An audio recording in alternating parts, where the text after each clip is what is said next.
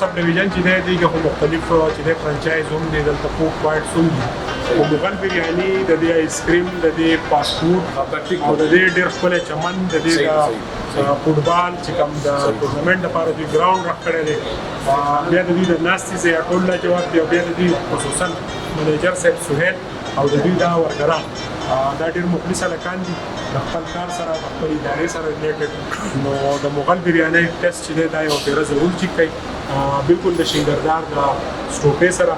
لیګینه چې راوړی پروګیټي روډ باندې او بیا د شاجي آیس کریم چې دی دا چونکې د کراچۍ